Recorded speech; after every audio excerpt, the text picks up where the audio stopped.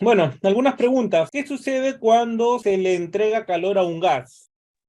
Sí, profesor, cuando se le entrega calor a un gas, se estaría llenando su energía y por ende también estaría elevando su temperatura, ¿no? Muy bien, la energía interna y el aumento de la temperatura. Aumenta su volumen, ¿correcto? Aumenta la presión también. Y es probable que haya trabajo. Y a eso nos referimos con trabajo termodinámico, es lo que vamos a ver en esta sesión. Ahora, ¿qué sucederá si el gas está aislado? Todas estas preguntas las vamos a esclarecer a medida que vayamos avanzando en esta sesión. Así que el logro de la sesión es el siguiente. Al finalizar la sesión, los estudiantes estarán en la capacidad de reconocer la termodinámica como un principio de conservación y transformación de la energía, así como aplicar los conceptos de la primera ley de la termodinámica y la obtención de trabajo mecánico para casos reales, interpretar y evaluar procesos termodinámicos. Entonces, estimados, al terminar esta sesión, ustedes deben entender esto correctamente, que la primera ley de la termodinámica es un principio de conservación y transformación de la energía. Eso debe estar claro para ustedes. Entonces, definimos lo que es la termodinámica. La termodinámica es la física que estudia las transformaciones de calor en trabajo. ¿Alguien sabe cuál es el dispositivo que transforma el calor en trabajo? Profesor, una máquina térmica. Muy bien, una máquina térmica. Hay diferentes tipos de máquinas térmicas. Una es el motor de combustión, otra son las bombas de calor, las calderas, ¿sí? Todos aquellos que convierten el calor en trabajo. Y bueno, también tenemos los dispositivos que funcionan al contrario de una máquina térmica, como por ejemplo los refrigeradores. Estos trabajan al contrario porque los refrigeradores necesitan trabajo para cambiar la dirección y el sentido del calor. Algo que debemos tener claro es que el calor se va del foco de mayor temperatura al foco de menor temperatura. ¿Ya? Algunos conceptos importantes que vamos a ver son los gases ideales, estado termodinámico y proceso termodinámico. Bueno, los gases ideales nosotros ya lo hemos visto la semana pasada. Hemos hablado sobre estados termodinámicos. Bueno, estos temas vamos a enfatizar, ¿ya? Los últimos temas.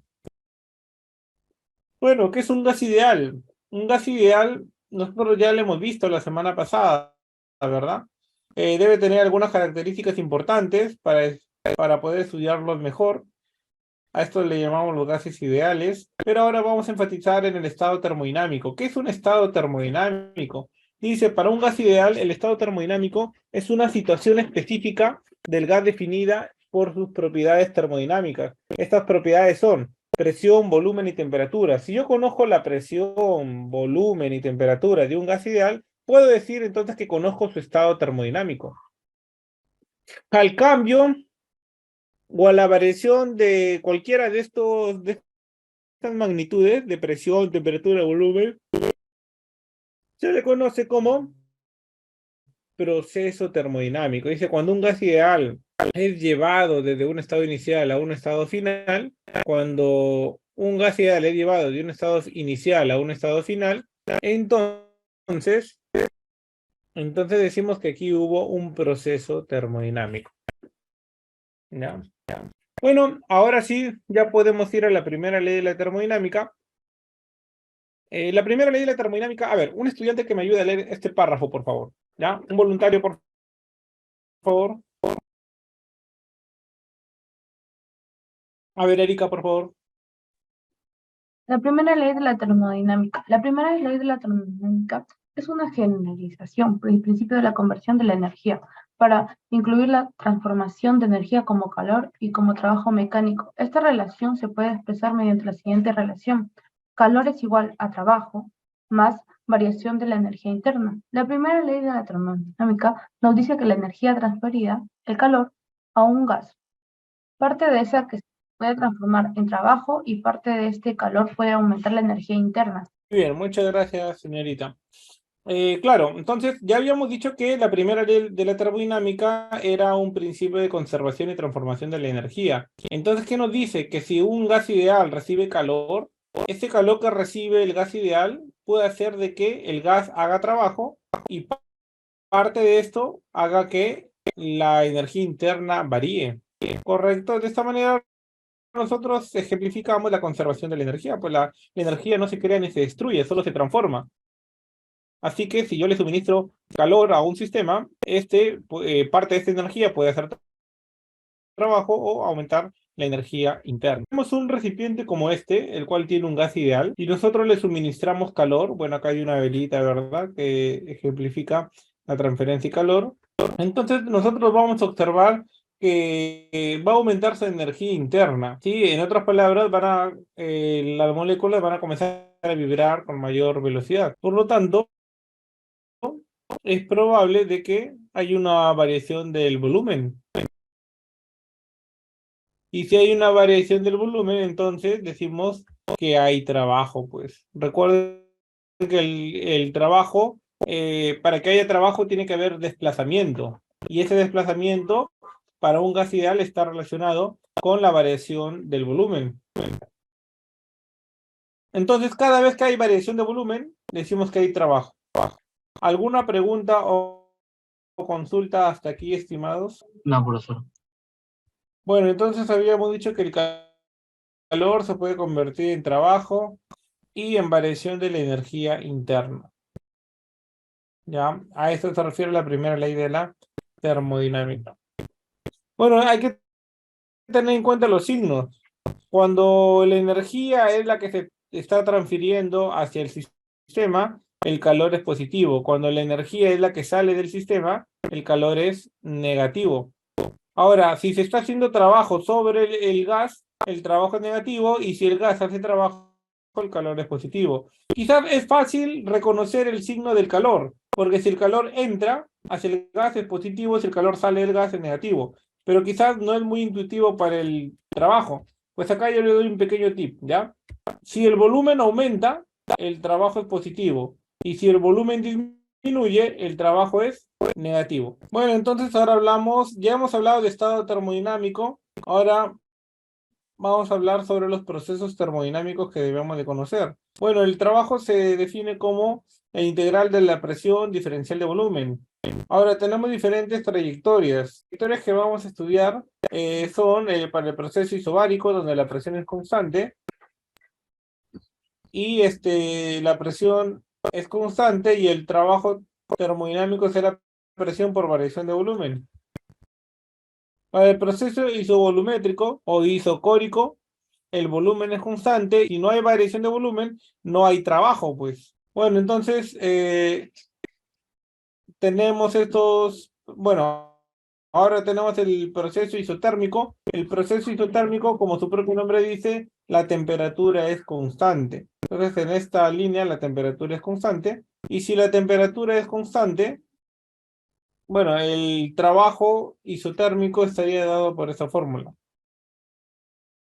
nRT. ¿Quién es N? Número de moles. ¿Quién es R? La constante universal de los gases. ¿Y quién es T? T es la temperatura. Multiplicado por el logaritmo natural de velocidad final entre velocidad inicial. ¿Todos saben qué es un logaritmo natural? A ver, comenten.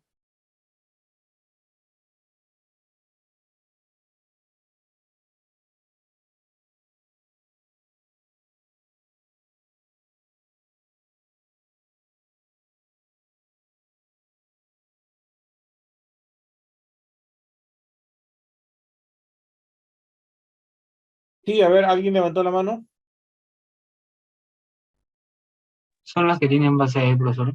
Muy bien, muy bien. El logaritmo natural es un logaritmo cuya base es C. ¿Y cuánto vale? 2,718 y varios decimales, ¿sí? ¿Sí? Bueno, esto lo pueden usar con la calculadora directamente. Entonces, esto sería el trabajo para un proceso isotérmico. Número de moles, la constante universal de los gases y la temperatura. Claro, la temperatura se supone que es constante porque es un proceso isotérmico. Y acá tenemos volumen final entre volumen inicial. Claro, si no quiero utilizar nRT, puedo utilizar presión por volumen. Bueno, esto sobre la constante, la capacidad calorífica molar a volumen constante, esto lo voy a explicar después, ¿ya? Ahora tenemos el proceso adiabático. ¿Cuándo un proceso es adiabático? Cuando no hay transferencia de energía. Si, si no hay transferencia de energía, el calor es cero. Y el trabajo para un proceso adiabático está dado por esto. Presión 2, volumen 2, menos presión 1, volumen 1, todo dividido entre 1 menos la constante adiabática. donde gamma es la constante adiabática. La constante adiabática se define como la capacidad calorífica molar a presión constante dividido entre la capacidad calorífica molar a volumen constante. Para un gas ideal, esta es la constante adiabática. Ya voy a explicar sobre los grados de libertad, ¿ya? Bueno, el proceso adiabático se caracteriza porque la presión y el volumen dependen potencialmente de la constante adiabática, ¿sí? Además de la ecuación de estado de los gases ideales, el proceso adiabático cumple esta relación. En donde si yo combino la ecuación de estado, ¿se acuerdan la ecuación de estado? Esta es la ecuación de estado, miren. Si yo combino esas dos, me van a salir estas fórmulas para el proceso adiabático. Bueno, que tenemos acá procesos termodinámicos simples y la primera ley. Vamos a resolver este ejercicio, ¿sí? Que tiene que ver con la primera ley de la termodinámica. Tenemos, vamos a poner los datos, ¿ya? Un mol de un gas ideal. Número de mol es 1. Se mantiene a esa temperatura. Si se dice que se mantiene, la temperatura es constante. 0 grados Celsius, 273 Kelvin, ¿verdad? Y me dicen que el volumen 1 es 3 litros, volumen 2, 10 litros. ¿Cuál es el trabajo realizado durante la expansión? Bueno, si la temperatura es constante, decimos que este es un trabajo. ¿Qué tipo de trabajo es? Pues trabajo isotérmico. ¿Estamos de acuerdo? Y el trabajo isotérmico habíamos dicho que era número de moles, constante universal de los gases, temperatura, logaritmo natural de volumen final entre volumen inicial, ¿correcto? ¿Estamos de acuerdo hasta aquí? ¿O hay alguna pregunta quizá? No, profesor, todo entendido.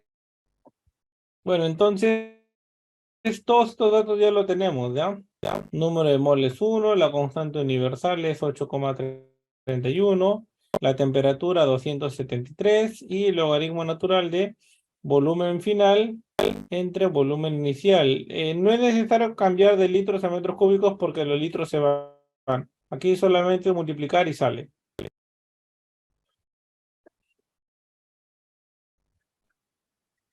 ¿Alguna pregunta o consulta hasta aquí? ¿Todos de acuerdo? Solamente se aplica la fórmula NOA de el trabajo isotérmico. Claro, aquí tenemos que distinguir que este trabajo es isotérmico, pues.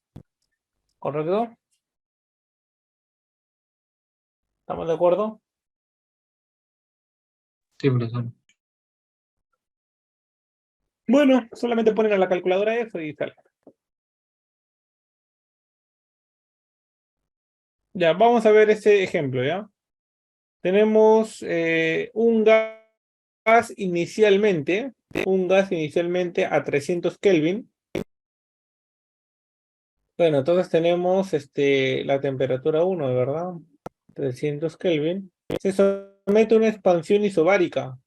Si la expansión es isobárica, la presión es constante. Y esta presión es de 2,5 kilopascales.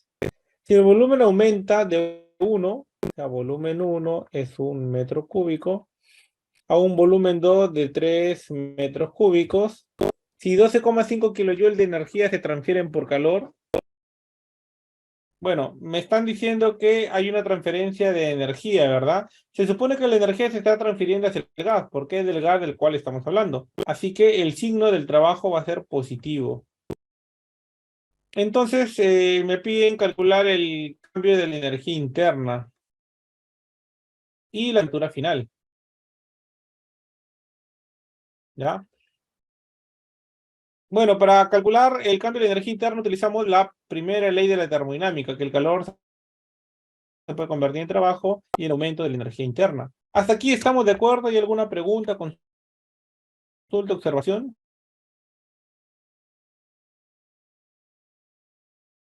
No, profesor, de esta parte.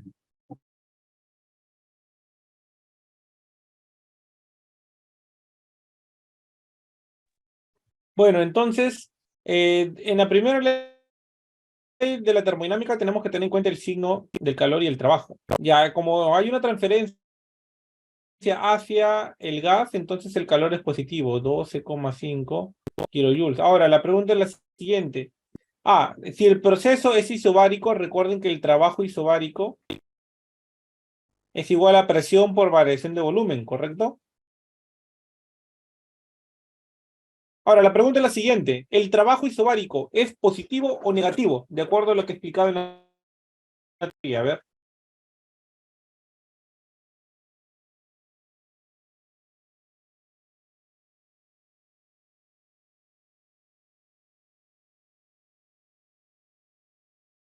Positivo. Muy bien. ¿Por qué es positivo el trabajo? Porque el volumen va a aumentar. Muy bien. Cuando aumenta el volumen, el trabajo es positivo. Muy bien. Entonces, ya sabemos que es positivo. Ya no es necesario ponerle ningún signo. Ya se entiende que es positivo. La presión es 2,5 kilopascales. Y la variación de volumen de 1 metro cúbico a 3 metros cúbicos, hay una variación de volumen de 2 metros cúbicos. ¿Estamos de acuerdo? Entonces, acá tenemos 12,5 kilojoules. 2,5 por 2 sería 5, ¿verdad? Kilopascales por metros cúbicos es kilojoules. De tal manera que la variación de la energía interna el 5 está sumando, pasa a restar 7,5 kilojoules. ¿Estamos de acuerdo? Sí, profesor. Ya, muy bien. Entonces, este ejercicio lo hicimos usando la primera ley de la termodinámica. Bueno, ahora la segunda parte me dice la temperatura final. Bueno, para la temperatura final solamente utilizamos la ecuación de procesos, ¿verdad? Presión 1, volumen 1 entre temperatura 1 es igual a presión 2, volumen 2 entre temperatura 2. Pero como la presión es constante, esta presión se simplifica y solamente me queda volumen 1 entre temperatura 1 es igual a volumen 2 entre temperatura 2. El volumen 1 es 1 metro cúbico, la temperatura 1 son 300 Kelvin, el volumen 2 es 3 metros cúbicos y el volumen final es el que me piden. De tal manera que la temperatura final va a ser 900 Kelvin.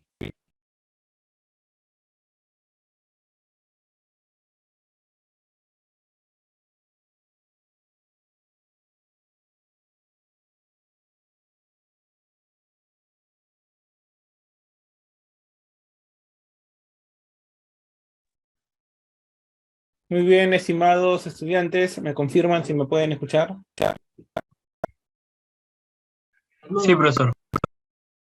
Ya, muy bien, estimados. Bueno, en la sección anterior vimos la primera ley de la termodinámica que nos indica la conservación de la energía. Nos dice que el calor suministrado hacia un gas se puede convertir en trabajo termodinámico o también puede aumentar puede aumentar la energía interna o puede hacer variar la energía interna. Entonces, de esta manera se establece que la energía no se crea ni se destruye, solo se conserva. La primera ley de la termodinámica es una ley, digamos, cuantitativa, ¿correcto? Donde la energía se tiene que conservar. La segunda ley de la termodinámica está ligada a la calidad de la calidad de la energía térmica. De tal manera que nos indica la segunda ley de la termodinámica que no hay ninguna máquina 100% eficiente. Si bien es cierto, nosotros podemos hacer un análisis cuantitativo de la energía y sabemos que la energía se tiene que conservar, tiene que permanecer constante. Sin embargo, la segunda ley de la termodinámica nos dice que hay una dirección en la cual de manera natural el calor surge, ¿correcto?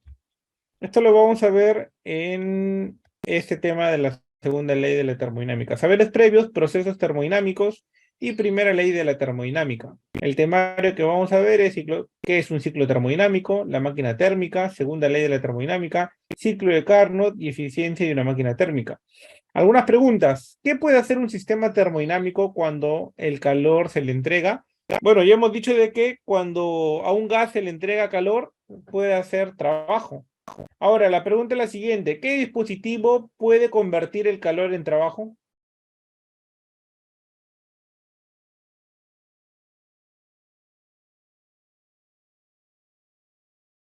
A ver, comentarios estimados, si están ahí. ¿Cuál es el dispositivo que nos ayuda a convertir el calor en trabajo? El motor de un carro.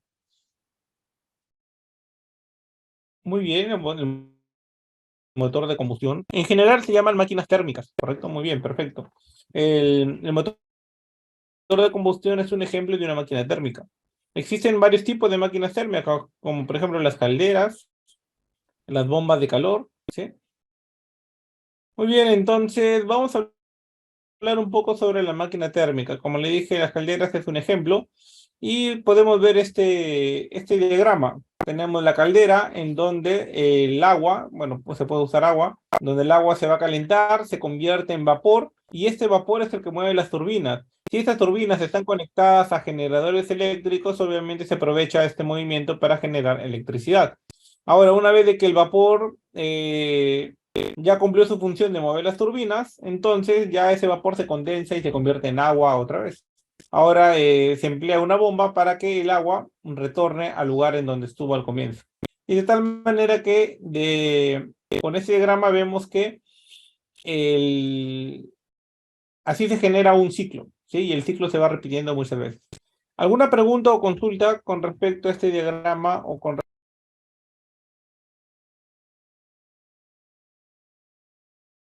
No, profesor.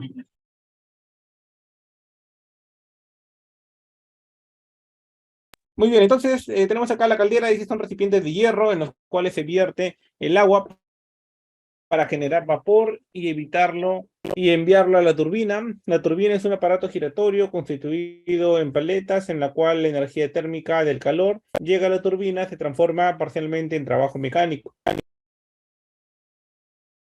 El condensador, dice, es un recipiente donde se condensa el vapor que se expulsa de la turbina y la bomba, dice, tiene la función de enviar el agua del condensador a la caldera.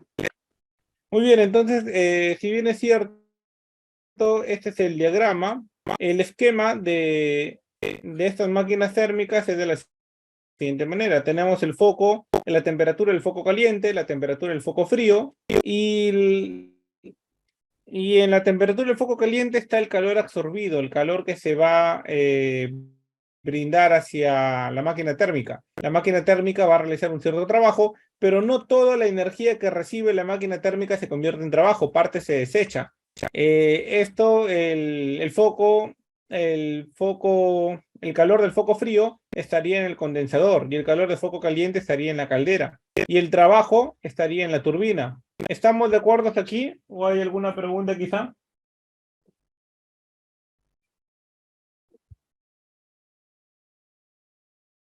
No, Bueno, profesor. entonces, muy bien. Se había comentado ya que se había comentado que la segunda ley de la termodinámica nos indica que no hay ninguna máquina 100% eficiente. En otras palabras, significa que siempre va a haber pérdida de energía. En otras palabras, no todo el trabajo que se le suministra a la máquina térmica se convierte en trabajo. De esta manera, nosotros podemos definir la eficiencia como el calor realizado con respecto a la energía que se le brinda a la máquina térmica. Entonces, el calor que se le brinda a la máquina térmica, parte se convierte en trabajo y parte se desecha. De esta manera tenemos que el trabajo es igual a la resta del calor absorbido menos el calor desechado. Y bueno, con estos conceptos ya podemos definir la eficiencia. La eficiencia es el trabajo dividido entre el calor absorbido. Entonces, la eficiencia, sabemos que es el trabajo entre el calor absorbido y el trabajo será el calor absorbido menos el calor desechado y así podemos obtener otra expresión para la eficiencia. ¿Sí?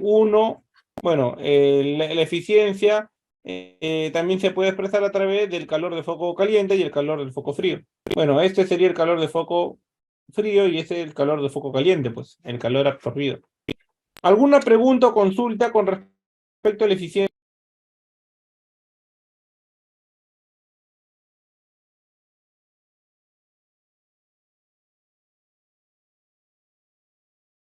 No, profesor.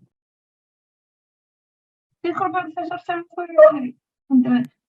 Dijo que hace el calor ¿qué dijo?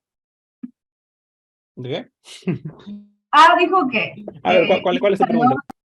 el calor de A dijo que es el calor de algo, dijo, pero no lo pude escuchar.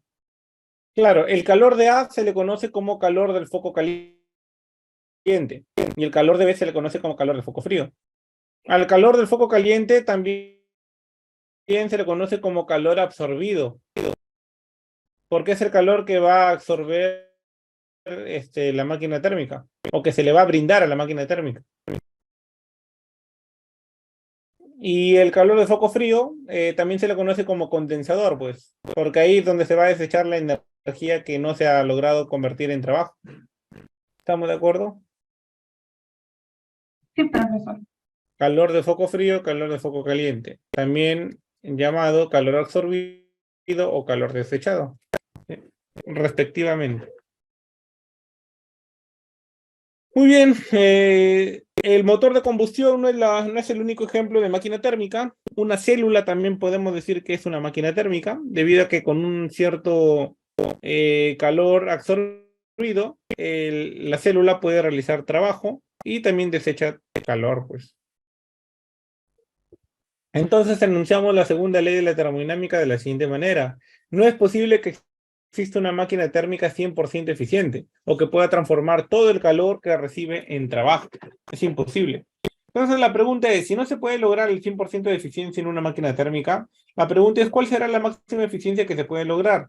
Es por eso que el joven ingeniero Sadi Carnot se planteó esta pregunta, ¿cuál será la máxima eficiencia que se puede lograr en una máquina térmica? Para esto ideó un ciclo termodinámico, el ciclo de Carnot, donde tiene dos isotermas y dos adiabáticas. Ya sabemos que isoterma es temperatura constante y adiabático no hay transferencia de calor. Ya lo hemos visto en la sesión anterior. Entonces, las máquinas que obedecen el ciclo de Carnot se denominan también máquinas ideales o reversibles, ¿ya? Muy bien, entonces se demuestra que para un ciclo de Carnot, la eficiencia no solamente se puede hallar a través del calor de foco frío y el calor de foco caliente, sino también solamente para las máquinas de Carnot o máquinas reversibles o ideales, solamente para este tipo de máquinas, la eficiencia se puede lograr a través de sus temperaturas. Sabemos que calor y temperatura no son iguales, sin embargo, en Carnot, esto es equivalente, ¿ya? En lugar de calor puedo utilizar la temperatura del foco frío, o en lugar de calor absorbido puedo utilizar la temperatura del foco caliente. De esta manera, si yo uno estas dos eficiencias, que son equivalentes, obtengo la relación de Kelvin, que me dice que el calor del foco frío es directamente proporcional a la temperatura del foco frío, como el calor del foco caliente es directamente proporcional a la temperatura del foco caliente. Esto es conocido como la relación de Kelvin. Con respecto a la eficiencia o a la eficiencia del ciclo Carnot o a la relación de Kelvin, ¿hay alguna pregunta o consulta? Ya, muy bien, estimado. Vamos a resolver ahora estos ejercicios, ¿ya? De la segunda ley de la termodinámica. Tenemos una máquina térmica reversible. Recordemos que si me dicen que es reversible, hace referencia al ciclo de Carnot, funciona entre un caldero a 127 grados Celsius. Significa que esta es la temperatura del foco caliente, ¿verdad?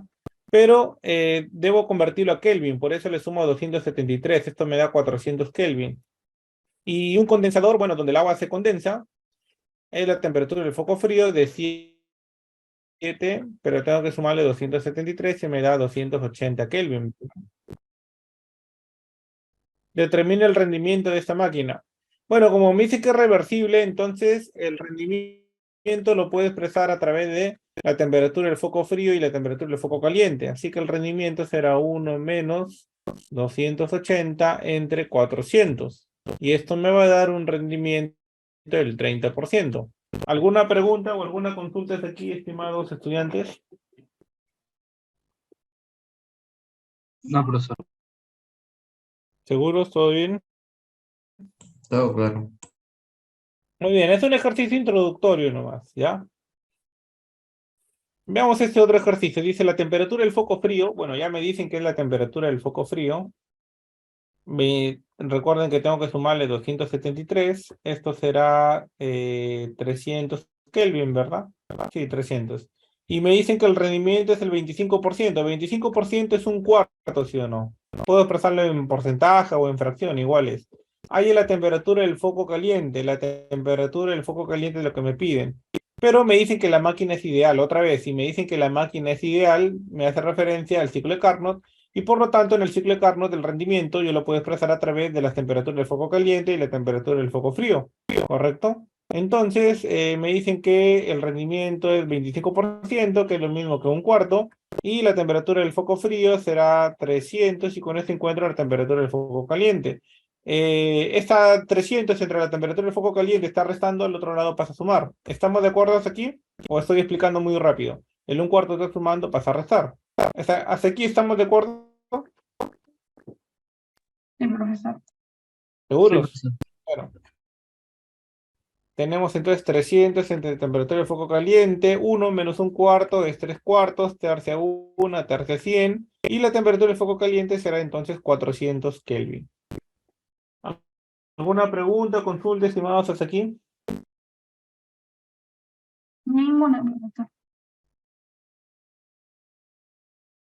Muy bien.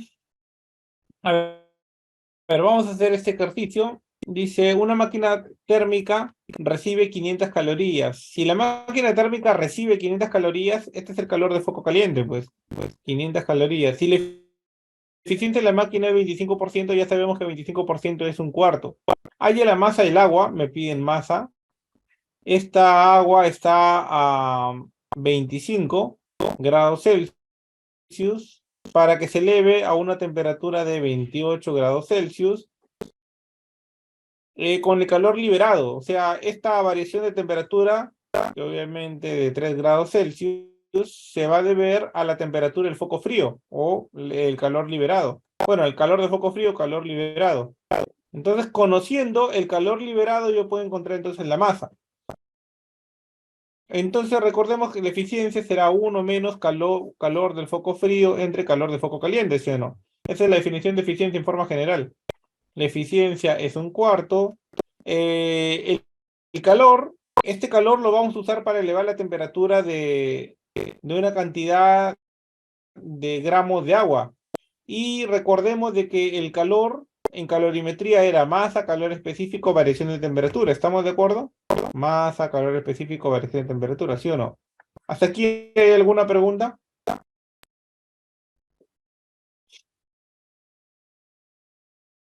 A ver, ¿alguna pregunta hasta aquí, estimados? No, profesor.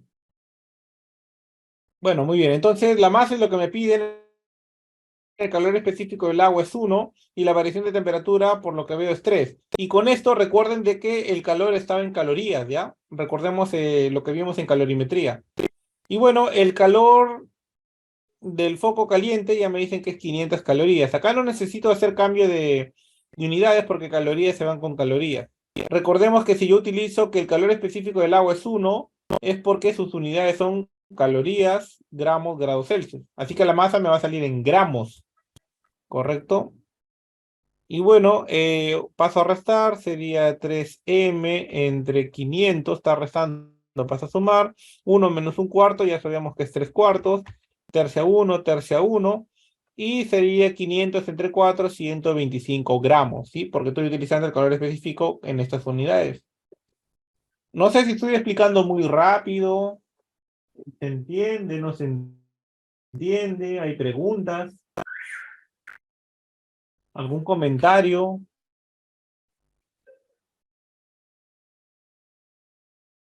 Muy rápido estoy Profesor. hablando, muy rápido estoy explicando. Sí, se entiende, profesor.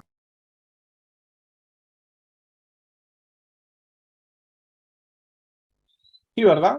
Porque el que ya ha entendido calorimetría ya sabe que esa es la fórmula de calorimetría. No creo que haya alguien que no sepa la fórmula de calorimetría, pues. Bueno, de calor. Y he puesto los datos, solamente he puesto la fórmula de la eficiencia. Y en el calor de foco frío, pues, el mismo problema me dice que el calor liberado voy a aumentar la temperatura. ¿Ya? El resto es poner datos nomás. Bueno, ahora sí vamos a hacer este ejercicio que tiene que ver con trabajo termodinámico. ¿Ya? Esta es una miscelánea de varios ejercicios, tanto de la primera como de la segunda ley de la termodinámica. Pero claro, más enfocado en la segunda ley de la termodinámica. Muy bien, dice, sabiendo que el trabajo neto realizado por un gas en el ciclo mostrado de 30. A ver, el trabajo realizado por un ciclo es el área de todo el ciclo. ¿Me dejo entender? Claro, siempre y cuando sea una gráfica de presión versus volumen. ¿Estamos de acuerdo?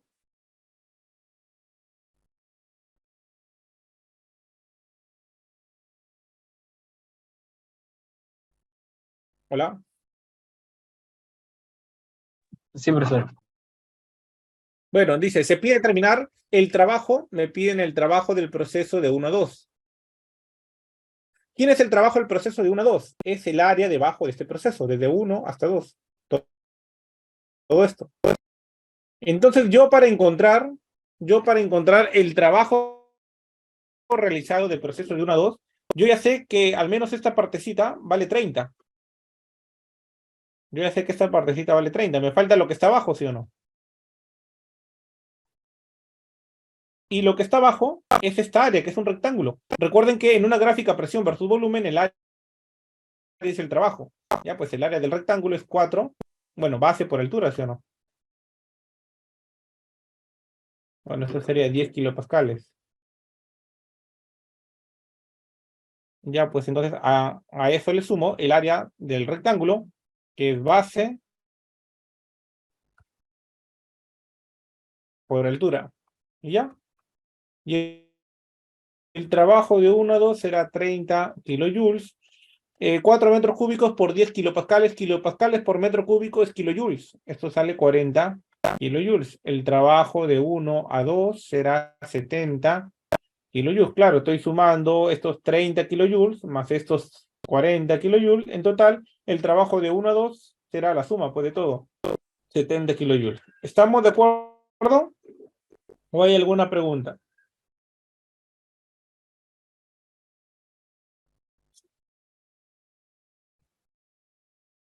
Está bien, profesor. ¿Sí? Bueno, acá estamos recalcando en que el área debajo de la curva de presión versus volumen es el trabajo. Y el trabajo de un ciclo, o el trabajo neto, es el área encerrado por todo el ciclo. Ya estamos haciendo estas distinciones. Igual acá tenemos otro ejercicio para reforzar.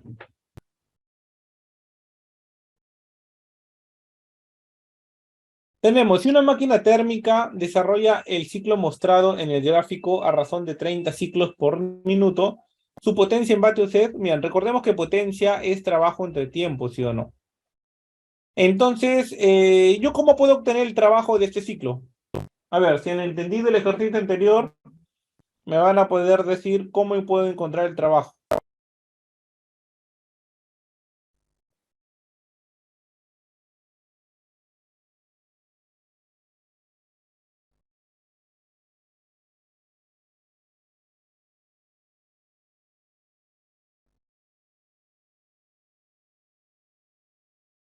A ver, ¿se logró escuchar cómo se determina el trabajo en una gráfica de presión versus volumen? El trabajo realizado por el ciclo. ¿Sí? ¿Están escuchando? Sí, profesor. A ver, ¿cómo en una gráfica de presión versus volumen, cómo se determina el trabajo? Ya que necesito el trabajo para encontrar la potencia.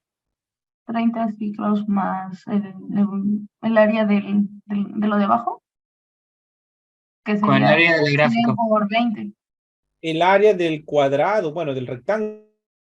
Ajá, pero El área del rectángulo me indica el trabajo de todo el ciclo, pues. Este es el estado termodinámico 1, el estado termodinámico 2, el estado termodinámico 3, el estado termodinámico 4, y cuando llega al mismo lugar ya se completó un ciclo. Por lo tanto, el trabajo del ciclo es el área de este rectángulo. El área del rectángulo es fácil. Acá son 20 litros y acá son 400 pascales. Entonces, el trabajo del ciclo es la base, que es 20 litros. Tengo que convertirlo a metros cúbicos multiplicado por los 400 pascales. Bueno, ya sabemos que ese 400 está en pascales. Así que el trabajo del ciclo será igual a 8 joules. ¿Estamos de acuerdo? Sí, profesor. Ya. Entonces me falta el tiempo en el cual se demora en hacer un ciclo. Para eso me dan ese dato. Me dicen que se hace 30 ciclos por minuto. Pero un minuto es 60 segundos, ¿verdad? Ya lo borré todo. A ver. No. Menos mal. Ya, entonces un minuto es 60 segundos. Tendrá 30 a 1, 30 a 2, por lo tanto, ¿cuánto me demora en hacer un ciclo?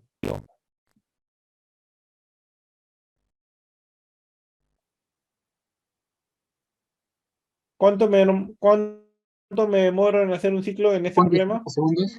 0.5 segundos. En un ciclo me demoro 2 segundos. Si son 30 ciclos por 60 segundos, en cada ciclo me demoro 2 segundos, ¿sí o no? Sí, Sí, profesor. profesor. Ya, pues entonces este es el trabajo de un ciclo. Y en cada ciclo me demoro 2 segundos. Por lo tanto, la potencia será 4 watts. ¿Estamos de acuerdo? Sí, profesor. Sí, profesor. ¿Seguros? ¿Seguras? Bueno, ya saben que pueden preguntar, ¿ya? A ver, continuamos con la racha de ejercicios. Dice, una máquina térmica absorbe, recuerden, si me dice que absorbe, el calor absorbido es el calor de foco caliente, ¿sí o no? Calor en cada ciclo, dice. Bueno, esa es la cantidad de calor que se absorbe en cada ciclo, como lo mostraron en la figura. Se pide determinar la eficiencia. Recuerden que eficiencia es trabajo entre calor absorbido, ¿sí o no? Bueno, el calor absorbido ya sé que es 120 kilojoules. ¿Cómo encuentro el trabajo?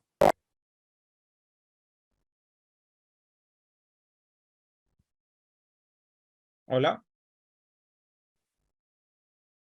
6 abajo y 4 allá. Multiplicamos. El No, área, ¿sí o no? sí, el área. ¿Estamos de acuerdo? El área, pues el área. El área, como es un rectángulo, base por altura. La base será 6 metros cúbicos y la altura 4 kilopascales. Entonces el trabajo del ciclo será 6 metros cúbicos por 4 kilopascales, y esto me da 6 por 4, 24, y metros cúbicos por kilopascales me da kilojoules. 24 kilojoules. Kilojoules se va con kilojoules, y 24 entre 120. A ver, doceava 2, doceava 10, 1,1. 20%, ¿sí o no? ¿Está bien? ¿Se entiende por qué 20%?